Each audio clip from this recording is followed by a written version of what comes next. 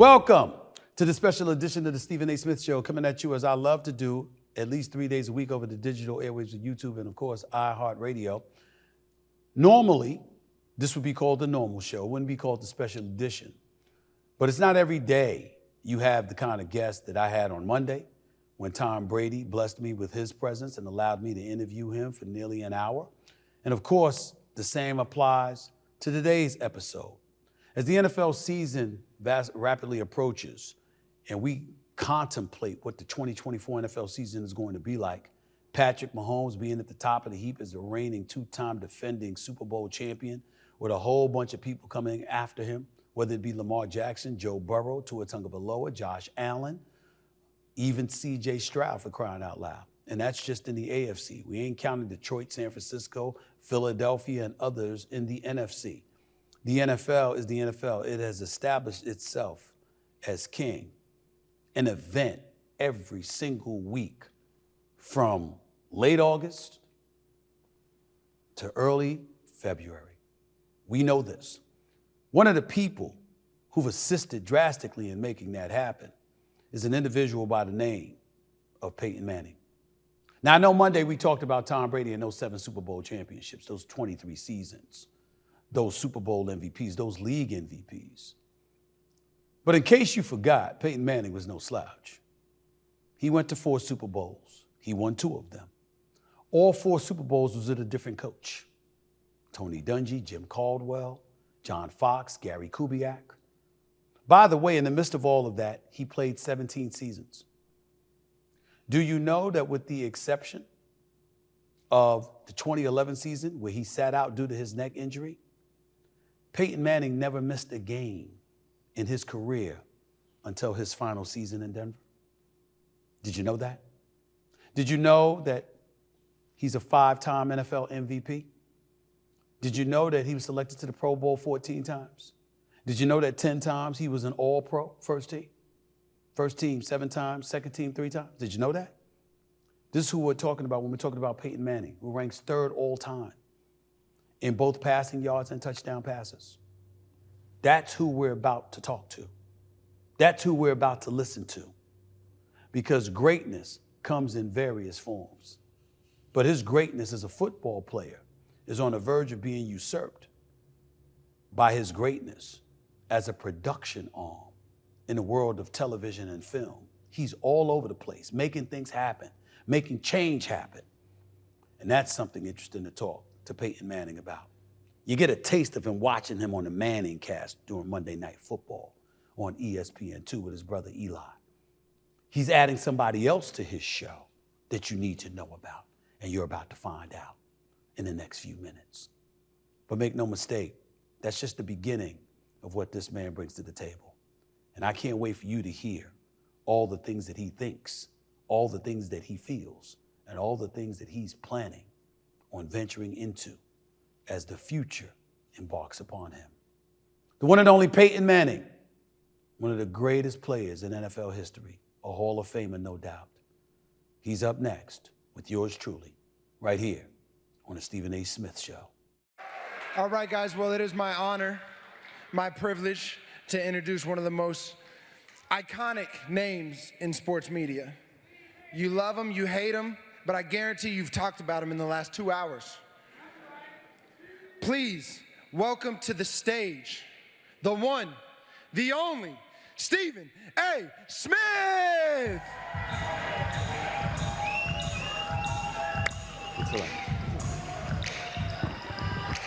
What's up, everybody?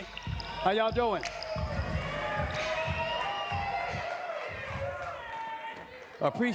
Appreciate the applause, but we know damn well y'all ain't here to see me today. I'm not gonna spend it. What? Security. I'm gonna have certain people removed from here today. Anyway, let me get right to it because I don't want to waste a second of this man's precious time. You know him. He's one of the greatest quarterbacks in NFL history, 14-time Pro Bowler, 10-time All-Pro, 5-time league MVP, 2-time Super Bowl champion. He is one of the all-time greats, the one and only Peyton Manning. All right. Thank y'all. My man. Thank you, thank you. How you doing? Thank y'all.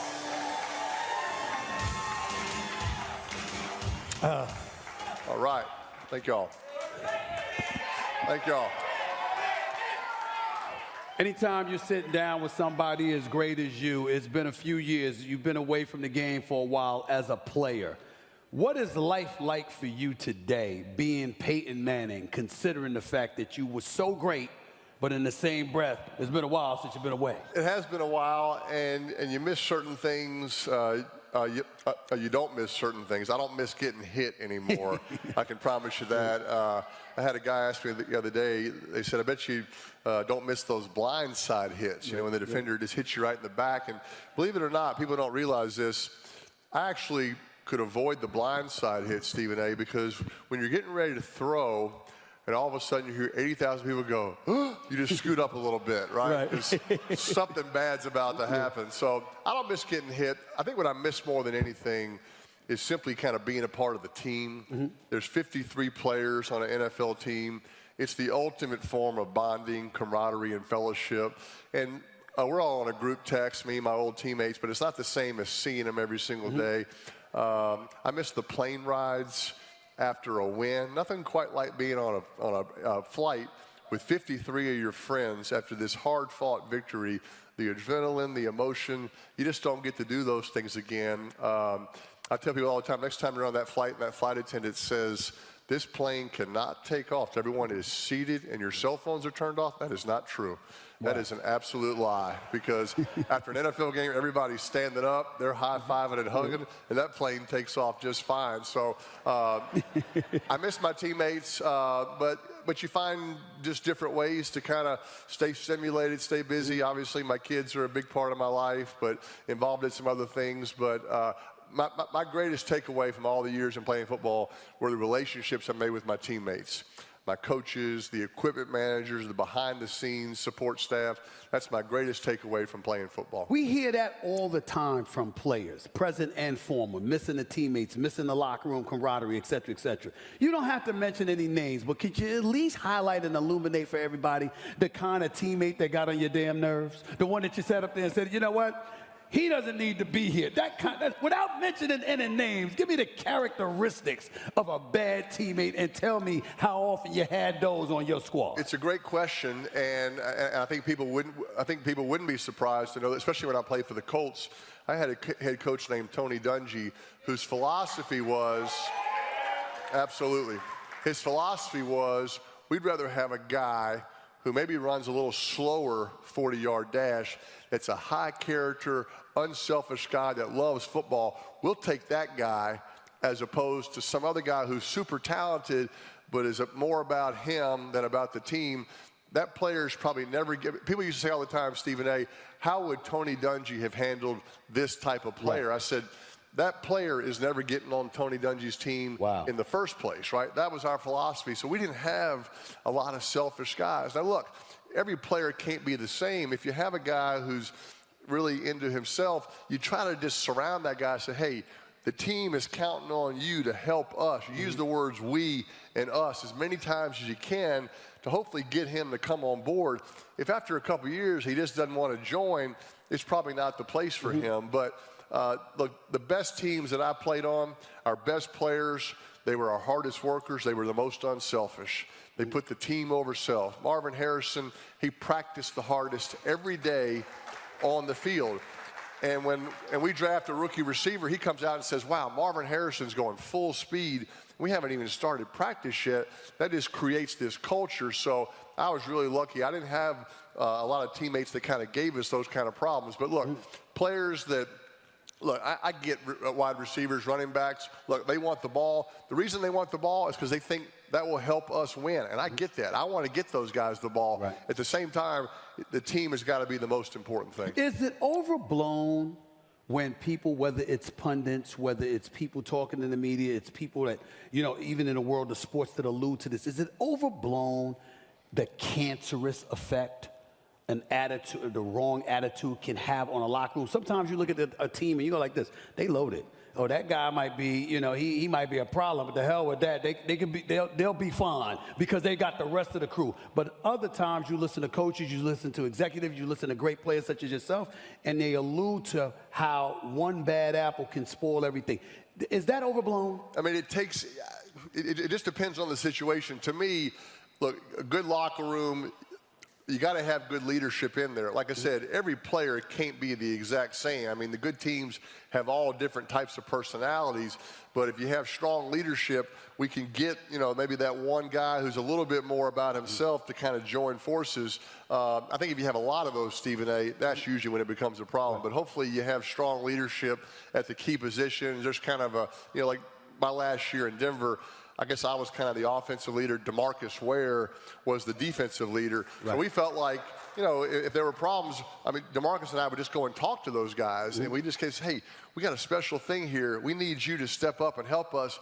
Usually that player kind of comes on board and kind of gets with the program. Peyton Manning, I never saw you really having a problem with the media. Some other players did, but that clearly was not the case with you.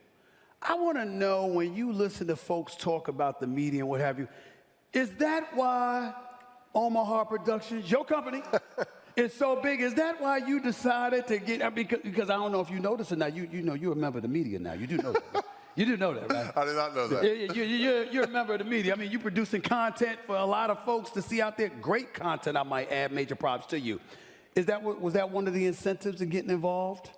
Having your own production company, producing content, ESPN, Netflix, NBC, the list goes on, and you're everywhere. It certainly wasn't something I was thinking about while I was playing. When I was playing football, I was all in on my current job. I think that's how all players should be. I used to hear players in the locker room, Stephen A., talking about what business they were going to get into after football. They were going to get involved in this real estate. I look at them, I go, you're not doing your current job all that well. You haven't really blocked anybody in a couple weeks. You dropped 5 balls last Sunday. Let's kind of focus on this current job, and we'll get to the real estate thing later. So I was so wired in, and so when you stop playing, look, you try to figure out. I think the best advice I got was from Tony Dungy, Stephen A., was figure out what you don't want to do. And I just knew that I didn't want to go in to coaching. I'm the assistant offensive coordinator on my son's 8th grade football team. That's the extent of my coaching experience, not qualified to be the main coordinator. So I think you figure those things out. But look, I always had great respect for the media, because the media is how the game grows. The media is how you know who A.J. Brown is how you know who Bo Nix is, right? That's how you grow the game. So I always took the time to do my interviews. The one thing I can say I'm always proud of, look, I had a lot of bad games, but I always did my interviews after the game. You can't go do the interviews after you win and then skip it after you lose. So you always did it, but that's how the word spreads about the game. And so, look, to play quarterback in the NFL, you better have thick skin. I never felt a media member or even, the fans had criticisms of me that I probably didn't already have of myself, right? I was always my own biggest critic. So I think it's important to grow the game. How does that influence you in terms of how you do the Manningcast? Obviously, it's an incredibly popular show. We all watch. We all love seeing you and Eli. This year, you're going to have the great Bill Belichick on board. I mean, that's a lot. I mean, you guys know what you're doing, especially on the offensive side of the ball. That's a defensive genius right there, Bill Belichick. So it's definitely, when you talk about substantive material on the NFL, that is it. That is the place to see, no question about it. Talk about what we should expect watching the Manningcast this upcoming NFL season, what the thought process was behind it, and how you're feeling about it overall right now. Yeah, we're excited about it. It's our 4th season. Our first game is Jets 49ers. Bill Belichick is going to be a permanent guest in the first half, and he's going to fit in great because he doesn't like Eli. And so I'm like, this will be a perfect fit. Eli and I mean, Bill and I can just gang up and make fun of Eli the whole time. But Stephen A. is right. I don't think people necessarily have gotten to hear Bill Belichick speak about defense, about head coaching decisions, whatnot. And Eli and I have had a couple of rehearsals with him. He's got so much knowledge, and he's always shared that with his team, but he never was sharing that with the general public. And I think he's going to do that this year. And Eli and I have kind of found it very insightful. I think the fans will as well. So he's going to be on there, and we're excited about it. We got some great guests lined up. We've tried to find some celebrities that are big fans of the Jets 49ers. Trying to get Adam Sandler for the Jets 49ers. Right. He's a big Jets fan. There's a lot of Jets celebrity fans that I didn't know were fans because they had nothing to cheer about for a long time. And now they've kind of come out of the woodworks, right? Because the Jets are going to the Super Bowl.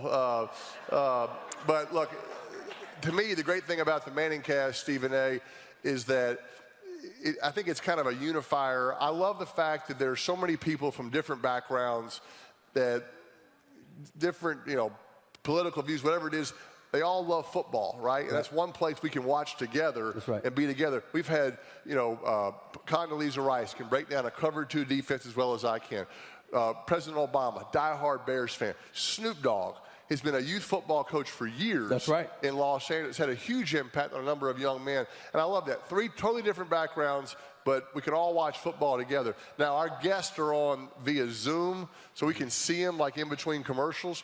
There's a little more smoke coming out of Snoop's Zoom than there is Condoleezza's, right? But that's okay. We all love football. We're all on the same page. So it's going to be a lot of that this year. I still love when we get the current players to come on there as a guest. That's a hard one to get to commit, though, because they have to win on that Sunday before. It's a bad look to come on our show.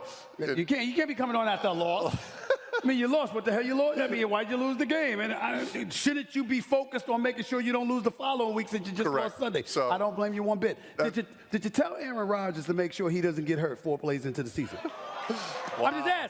I'm just asking. I'm just asking. I'm a fan. I need to see him more than 4 plays. No, we all do. And look, I think he's going to have a great year. He is motivated. I think one thing we've learned, Aaron, what's the term? Keeps receipts. He knows when people say, hey, he's too old or whatnot. I think he's going to have a good year.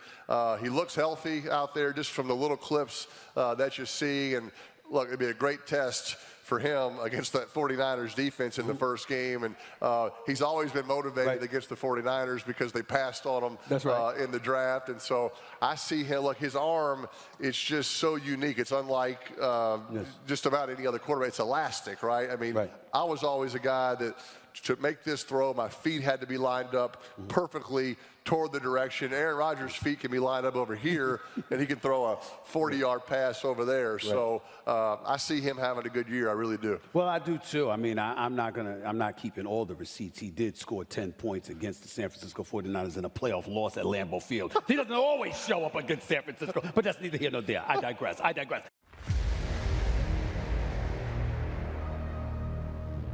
Okay, everybody, you know what time it is. It's time for Stephen A's Weekly Picks. You see, I've teamed up with PrizePicks to bring you my favorite picks for every big-time game or sporting event. Why would I do that? Because PrizePicks is a skill-based real money daily fantasy sports game where you select 2 or more players and predict if they'll have more or less than their stat projections for the game. It's not only super exciting, but incredibly easy to play and takes only 60 seconds to make your picks, okay? Pick the stats for Caitlin Clark, Dak Prescott, Shohei Ohtani, or even Tiger Woods, and then sit back, watch, and chill. Sign up with code SAS and PrizePicks will give you $50 instantly when you play your first $5 lineup. Your lineup doesn't need to win to receive the $50 bonus. It's guaranteed. All you have to do is play a $5 lineup on PrizePicks, and you'll get $50 instantly. Now, let's look at today's winning picks. Dylan Gabriel, more or less than 3,424 and a half passing yards. He's at Oklahoma. He goes to Oregon. We know what they're made of. I got it. But he ain't Bo Nix. At least that's not what I see as of yet. So I'm going to go with less on this particular one.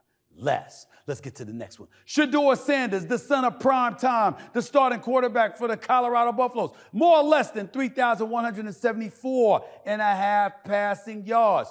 Brother got skills. He did some things last year. This year, the offensive line is expected to be better. Travis Hunter is a reliable target. They got a season to play with one another and do their thing at Colorado. We get all of that. I expect this year to be a little bit better than it was last year. I'm going to go with Moore with Shedeur Sanders on this one. Let's go to the next one, please. His teammate, Travis Hunter. More or less than 774.5 receiving yards. Well, I'm definitely going more with that. You know why? Because that's who Shedeur Sanders is going to be throwing the ball to most of the time. That's why, considering the talent that he got, what he brings to the table, assuming that he's going to stay healthy this season, okay, he ain't going to get knocked out for a few weeks, I definitely think he's going to accumulate more than 774.5 yards. I'm going with more for Travis Hunter on this particular one, wide receiver for Colorado. Last but not least, this stud right here, the one and only Luther Burden. More or less than 1,074.5 receiving yards. This kid is something special. I got to give it to him. He's going to be a top 5 pick. One of my producers, he'll accuse me of stealing credit, like he telling me something I didn't know, but I'm going to give it to him. His name is Griff. That's what we call him, Griff, okay? Even though he's a little bit weird and all that stuff, but I love him.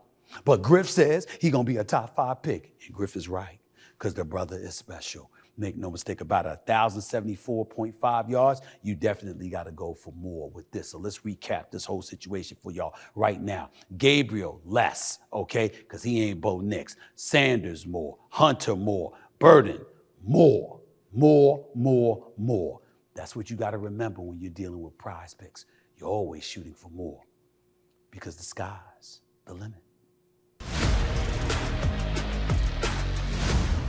When I look at you guys, you and Eli, first of all, I don't think people realize how hilarious you guys are. I still remember you doing Saturday Night Live years ago, okay? So, I mean, I love that. And Eli is just a walking comedian, for crying out loud. He's hilarious, too.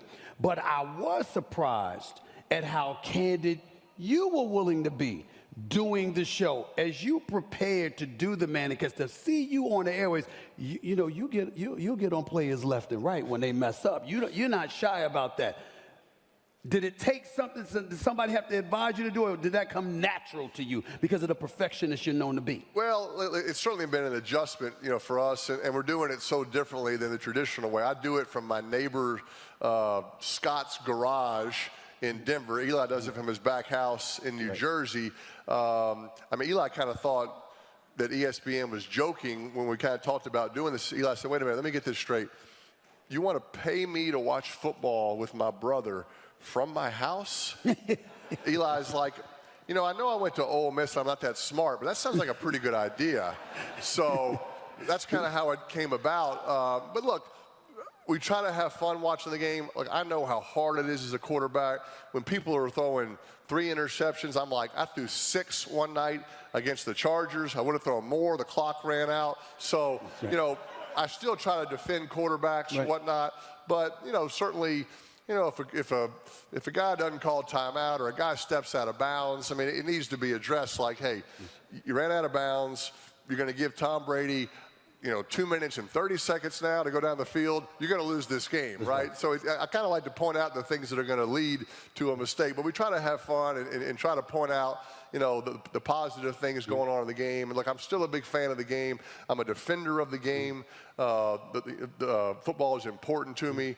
But yeah, it's good to have fun. Saturday Night Live, I hosted it years ago. For a football player, as you know, Stephen A., to take your helmet off and to show that you can laugh, to show that you can laugh at yourself, that's a good thing, right? Football players, if you see them smiling on the field, that means they're not serious or not, it means they're not focused enough, right? They kind of get criticized. So it's fun to take your helmet off. The one skit people ask me a lot about on Saturday Night Live is that I was throwing these footballs at these kids. And we filmed it here in New York. We recorded it on Thursday. Andy Samberg wrote the script. He said, I think it'd be funny if you were just beating up on kids. His first idea was if y'all were playing pool with some kid and you won't let him use the bridge. He can't reach it, And so that's how it kind of grew. And next thing you know, I'm pegging these kids with footballs right in the face. And the hard thing about it, Stephen A., the kids' parents were out there the whole time watching. Wow. And so now, they're going, Peyton, look, we're going to put these sound effects with it. You know, the parents are watching, but it's only going to work if you're just whacking them right in the head. And I finally said, I'm not sure I can do it. And then right then, one of the parents of the kids ran out on the set and told the director, I want him to hit my kid in the face. And they wanted to give Timmy a little more airtime. And I said, I will knock your kid out. So anyway. That was a lot of people. That was my second funniest skit. The first one, the one I loved the most was when you was teaching them how to carjack. 5-0, 5-0. That's what had me cracking up. But anyway, listen, before I move on to some football items, just as an aside, do you and Eli live close to each other? No, Eli's. So he got to get on a plane and fly to your house. No. Eli does it in Jersey. Eli does it in Eli has a kind of a back house basement in New Jersey. I'm in Denver, and so we get to do it together. It's fun to work with him. We study and prepare as if we were playing, but we'll kind of split the preparation. I'll say, Eli, you take the Jets. I'll take the Niners. We leave each other kind of emails and voice notes with kind of our preparation, so we feel like we've kind of seen it. And then you get on there, and then you kind of react to the game. We have guests on. To me, the best part about it, Stephen A., I love talking to people who love football as much as I do. And I know all of you love football as much as I do, and I enjoy that. Well, it's got to the point we all love it. That's what's great about the game. I mean, I'm a basketball guy, and I'm depressed when the football season ends. Correct. I mean, it's established itself as religion in this country, for crying out loud. Everywhere you turn, I mean, you're just looking for football. Do you feel good about the fact that the NFL has games Thursday night, Sundays, and Mondays? And now, of course, come December, they have some Saturday games as well. Is that a great thing for you? In your eyes? I do, because I watch it. My kids watch it, and it's always been a part of my life. You know, my dad played, and obviously I was lucky to play, but it's important to me, right? And I like seeing the game growing. I like seeing these international games, and I like seeing football on as much as we can, because do you think football would ever be embraced internationally the way it is in America, considering the fact that in Europe it's called football, soccer, it's called football? It's always going to be a challenge, I think, on the travel and the logistics. I mean, when those teams play over in London, they fly over, you know, on Wednesday, right? And then usually have a bye week after that for the recovery. I'm just not sure if you ever had a permanent team there, you know, how that would work. You know, I'm not smart enough to know, but I like the fact that we're playing in Brazil and Germany and London. It's growing the game. I was over in Paris for the Olympics. A lot of football fans over there, so I enjoy seeing the game growing internationally. I want to transition to something that Tom Brady said here Friday when I was sitting down talking with him in front of this spectacular audience. He talked about today's game compared to what it was back in the day. You know, you started as a rookie. You played every game of every season with the exception of your last year. In 17 seasons, 16 seasons, you didn't miss a game. When, you know, I'm not talking about 2011 when you sat out, but I'm talking about every season that you played every game of the year except that last year. Tom Brady talked about how he has a concern because in today's game, they sort of dummied down the game for the modern-day quarterback compared to what it used to be. How do you feel about that, and do you feel that's accurate at all? Yeah, it's hard to say. I mean, you know, to me, there's different offensive systems. I mean, you bring up my rookie year with the Colts. Thank you for bringing that up. We won 3 games. 3-13, yeah. I threw 28 interceptions, which I don't think y'all understand how hard that is to do.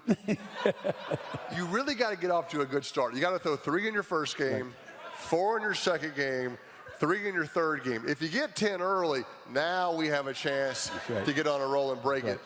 And you think now with 17 games, Stephen A., one of these guys would break it. The problem is now, if the rookie quarterbacks struggle early, what do? They take him out. I go, no, leave him in there.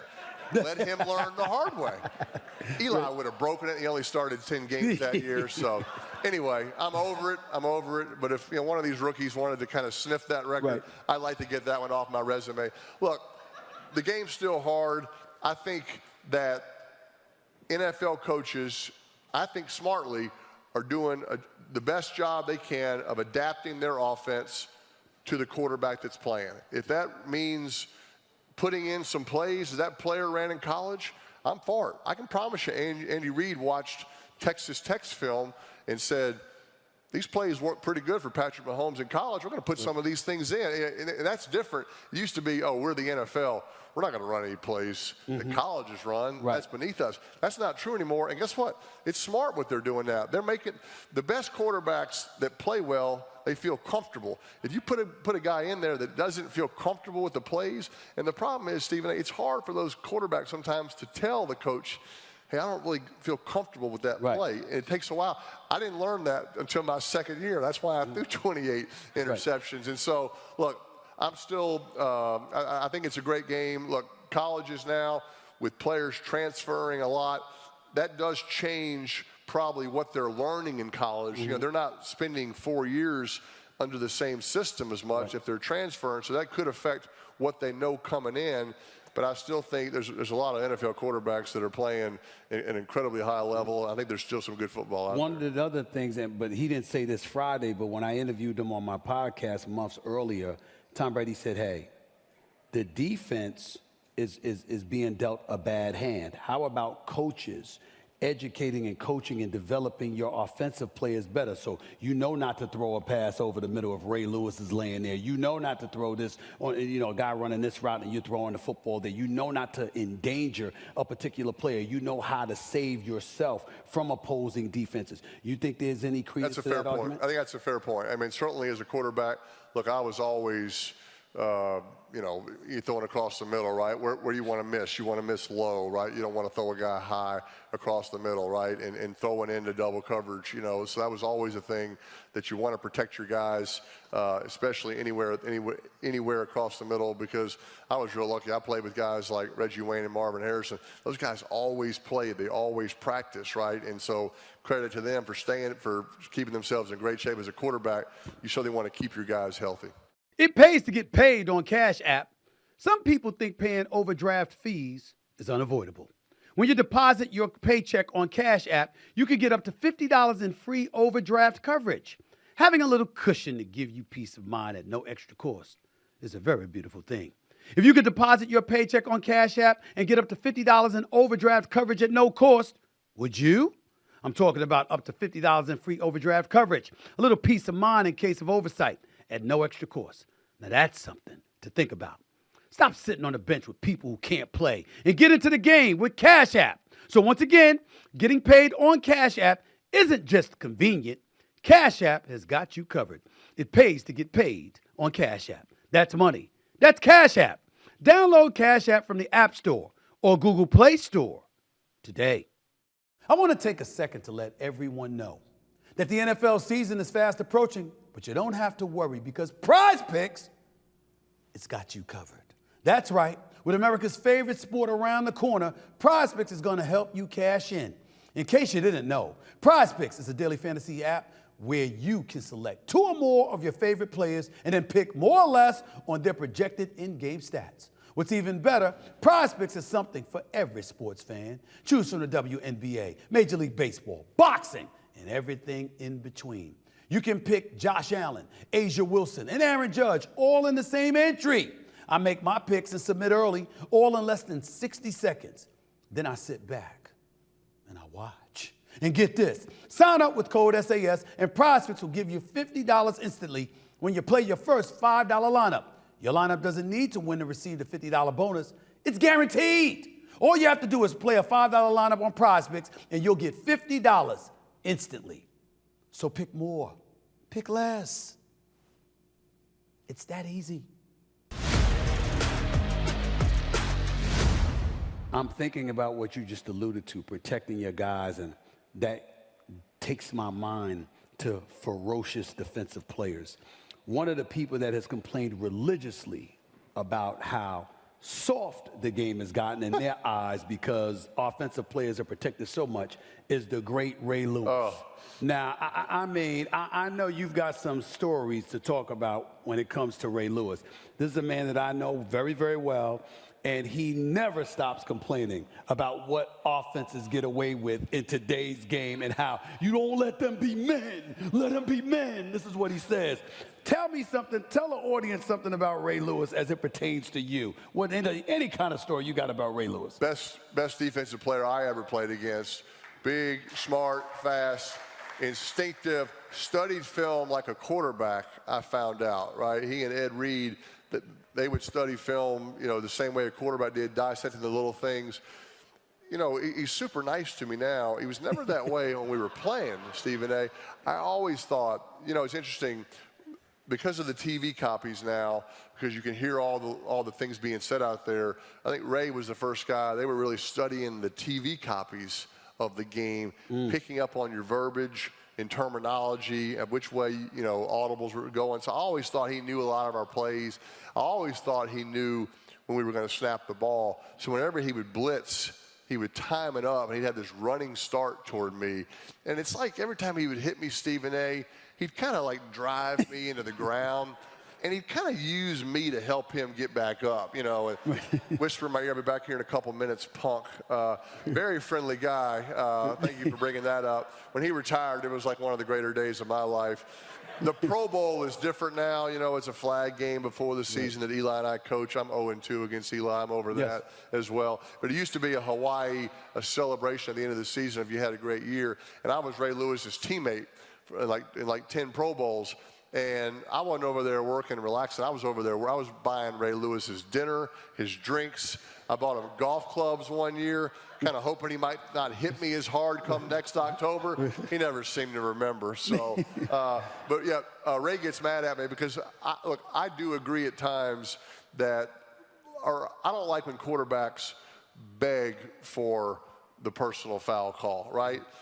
Look, if they throw it, I mean, I told Ray one time that if they threw a personal foul for a late hit on me that I didn't agree with, that I would decline the penalty. And he got so mad and insulted. He's like, I go, no, I actually wouldn't have done that. But in the thought of my mind would have been, I'm not sure that should have been a flag. But when quarterbacks beg for it, that's what makes the defensive players mad. You know, when they go, how can you hit me like that? If the quarterbacks wouldn't beg, then I don't think the defensive players would get as mad. But look, the quarterbacks, we want to keep them out there. It's good for the game when they're playing, but I get the defensive players' frustrations from time to time. Some older folks call that the Keith Sweat or Teddy Pendergrass mode. That's what they talk about, the begging.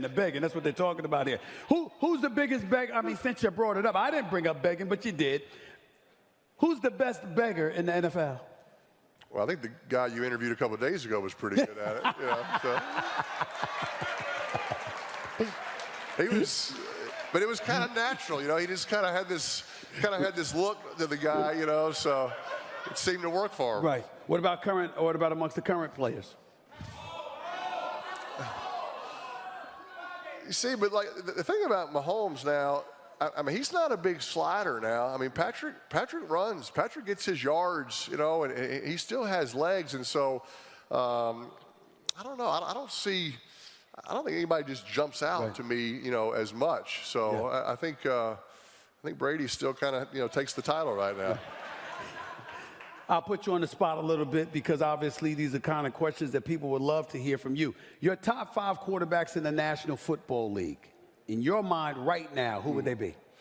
First of all, how about the bottom 4 after number 1? Because we know ain't nobody coming before Patrick Mahomes right now. No, Mahomes is the. I mean, he's the bully, right? In the NFL, I was telling Stephen A. He's the bully in the AFC West. I think our Broncos are going to be are going to have a good year this year. They're better, but like, I mean, you got to go beat the team in the division, right? When I played for the Colts, that was what Tony Dungy always talked about. Hey, let's go win the division. Let's own the division. If you win the division, you're guaranteed a chance in the playoffs, and now you have a shot if you get hot at the right time. If you don't win the division, now you're scoreboard watching, right? You're watching that last game, and you hope, you know, somebody beats somebody else.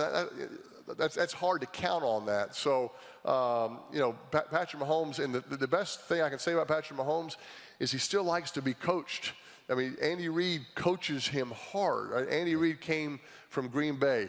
Mike Holmgren, he coached Brett Favre hard. Right? He told him, hey, no, that's not the read, Brett. Don't throw it there. Throw it out of bounds, right? And quarterbacks need to be coached hard.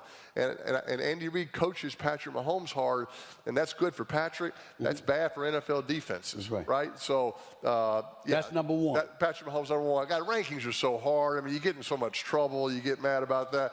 You don't even have to rank them. Just give me the games. Look, I'm a big fan of Joe Burrow. I'm glad to see him I'm glad to see him back healthy, right? I like the way he carries himself. I like his demeanor out there. He doesn't sweat. He doesn't flinch, right? He's just kind of calm and cool the whole time. This Justin Herbert is as talented as anybody.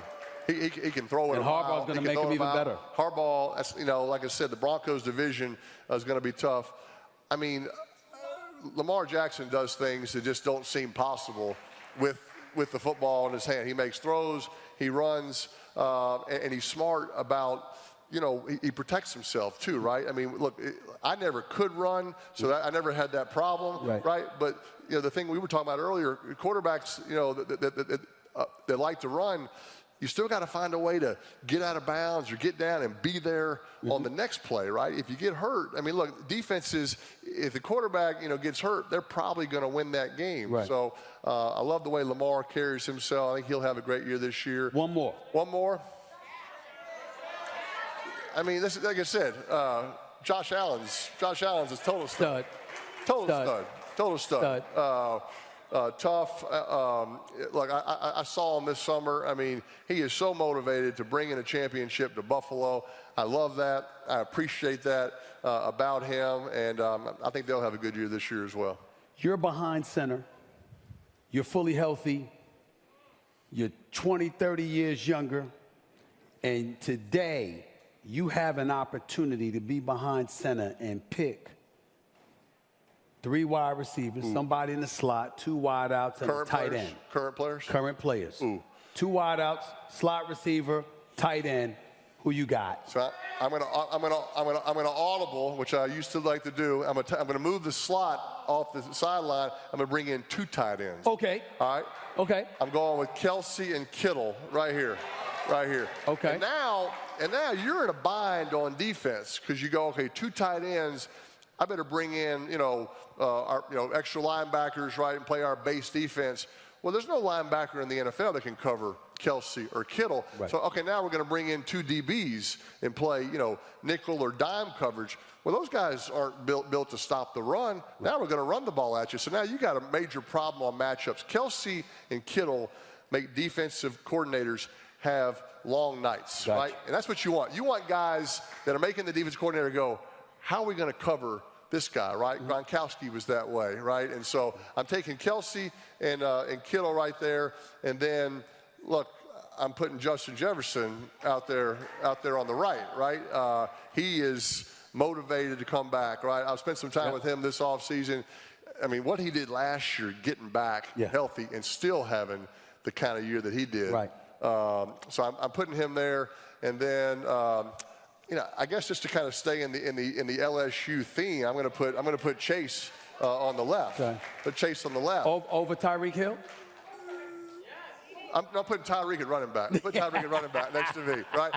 I don't have to have a running back. I just want the receivers right there. No, Tyreek's a matchup nightmare. So there's so many. And look, I get to coach that Pro Bowl. I mean, that's a thrill for me to be around these guys, and it's a fun deal. But I'm assuming it's a bigger thrill than coaching the flag football because you 0-2 against your brother. Oh, I know. And you pretty much ruined your chance to do it in the Olympics in 2028 exactly, right? when flag football comes to Los Angeles. My campaign, I mean, I'm done. I'm done. Look, if I don't get the job, I'll be disappointed. But if Eli gets it, there's going to be a problem. If Eli is part of the opening ceremonies in L.A. in 28 because he beat me in the Pro Bowl flag game, I'm going to be disappointed. What is it? Explain to me, just as a pundit covering these sports, watching. I'm looking at Travis Kelce. He is that dude. Make no mistake about it. He's something special. But I'm like, there's no breakaway speed, it seems. It's like he's running the right. He's always open. He's just got how? He's got an incredible feel for just how to get open in space and zones. Look, on paper, the route is to run 12 yards and break out. Well, he's running that route, and at 8 yards, he sees a defender right where he's going to be. Now, he knows he can't get to 12 and fake out and go back in because that's going to mess the quarterback up. Right. So somewhere about 9 yards, he goes, okay, I'm not going out there. I'm just going to curl this thing to the inside, give my quarterback plenty of time to realize I'm not going out. And Mahomes has that quick release, and that's just a pain because the defense is like, we should have had the perfect defense call to stop him, and he audibled on the fly and turned in. That's just hard to defend.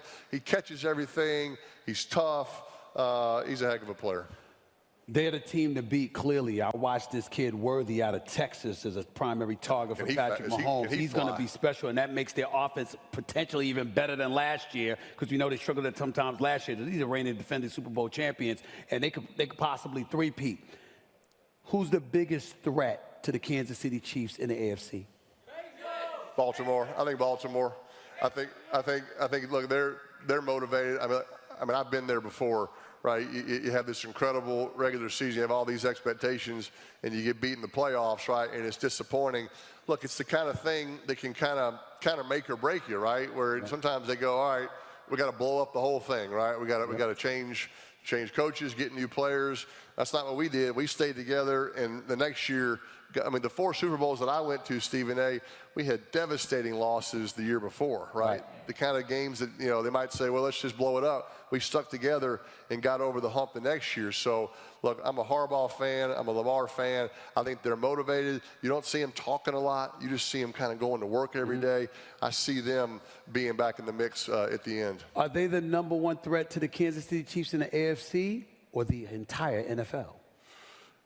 I still see the Niners being equally as motivated as Baltimore, right? I mean, look, as great as it is to win a Super Bowl, it is as disappointing as you think it would be to lose one, right? It's so hard to win a game in the NFL now. Now you got to win 12 to get into the playoffs. And you get into the playoffs, as you know, Stephen, every playoff game is 7th game elimination, right? You got to win 3, and then you get a Super Bowl, and you have this great season, and then you get beat on a last-second drive by Patrick Mahomes, and it absolutely rips your heart out. Does that mean, you had a bad year? No. It means you had this incredible year, but it still hurts, but it motivates you.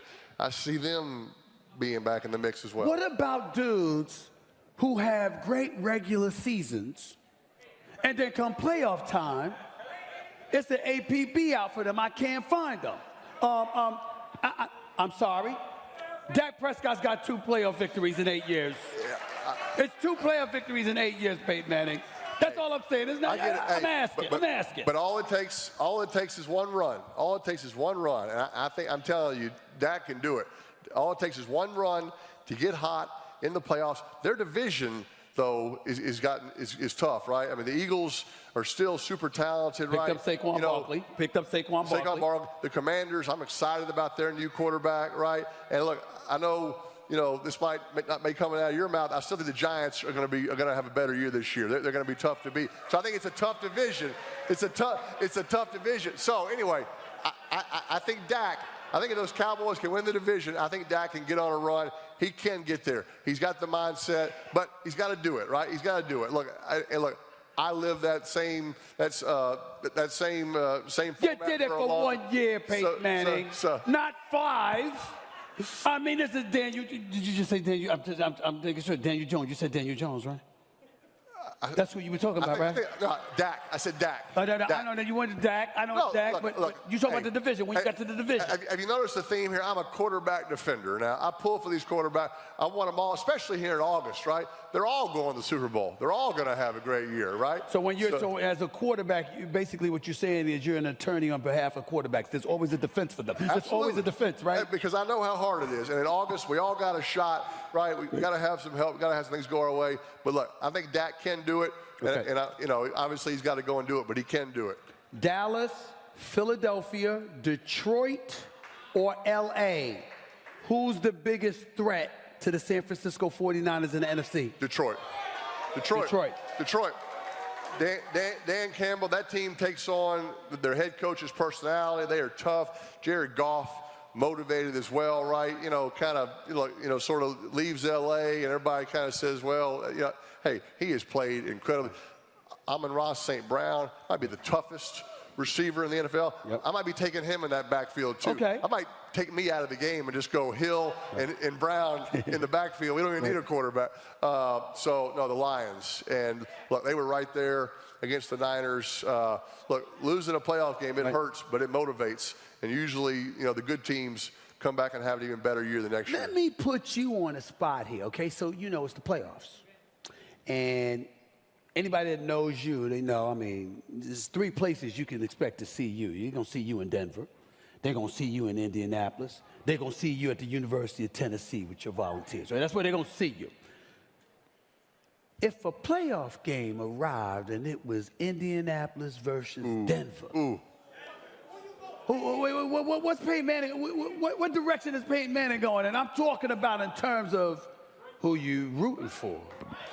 I don't know. I don't know the answer. I don't know if there is an answer to that. I would love to see it. The Colts played the Broncos 2 years ago in Denver, and it was not a good football. It was 12-9. It was a punt fest. It was not a good football game. I'd love to see both these teams in the playoffs. I'm a big fan of AR. We got to keep him healthy. He runs so good, Anthony Richardson, but he's got to get out of bounds every now and then, right? You got to be there. He's got to be there for all 17 games. I'm excited to see him coming back. And like I said, I like Bo Nix. I like the way I saw him practice on Friday. So, look, I'd love to see it, but, I mean, the AFC South, Houston. Yeah. Like C.J. Stroud. Houston. And now he's got Stephon Diggs. I mean, I hate to say it, but like back in the day, I mean, you know, you played Houston and you felt like that was going to be a win. Now Houston is a problem. You know what, and they shouldn't be a sleeper. And I'm not bringing up anything negative off field stuff or whatever. I'm just talking strictly on the field. Deshaun Watson's got to step up. That's $230 million guaranteed. The Cleveland Browns got a crew. Their defense is stellar. Myles Garrett is no joke. You've got some weapons on the offensive side of the ball. But here's the biggest reason I'm bringing this up. Everybody's talking about the AFC North. They're talking about Burrow. They're talking about Lamar Jackson. Hell, they've even talked about Russell Wilson and Justin Fields more than Deshaun Watson. What do you think about that? Fair point. No, it's a fair point because I think Cleveland, I think their defense is real. I like Stefanski. I think Deshaun knows that, right? He knows it's time, right? Let's go out and do something this year. I don't think he has to go out there and light up 35 points on the board because of Myles Garrett. Right. I think you score 20, you could probably win that game, right? Because the defense is that good. But, yeah, certainly I think he knows that. I think he will. We're here in New York City. One of my last couple of questions. Is there anything definitively to look forward to in regards to the New York Giants or the New York Jets? Yes. Take it away. Let me tell you. Help a brother out. Let's just go with the Jets first, right? I'm telling you, this Rodgers to Wilson could be a lethal combination, right? Got to stay on the field. Got to get some games under their belt. But I mean, he is. Wilson is. I mean, he's elastic as a route runner, right? I mean, I'm not sure. One-on-one. Bump and run on him is a good idea for any defense, right? So I'm looking forward to seeing that combination. Look, I like Dable. He's been around. I think he's a good play caller. Just he and Jones got to have some games together, right? We can't, have a couple games and you have an injury and whatnot. We got to get some sweat equity in there. So get a little continuity. I think that division, is still open in the AFC East. And like I said, I'm looking forward to the Jets versus the 49ers in the first game. And I had an injury.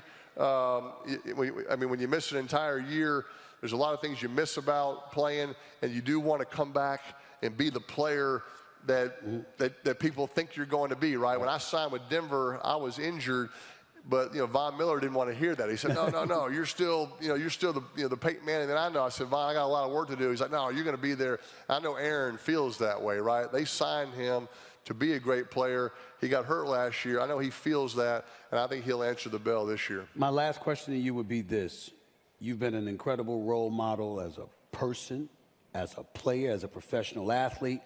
But now, again, back to Omaha Productions with what you're doing in this stratosphere, creating content for the audience out there, your series on quarterbacks, your series on receivers, the Manningcast.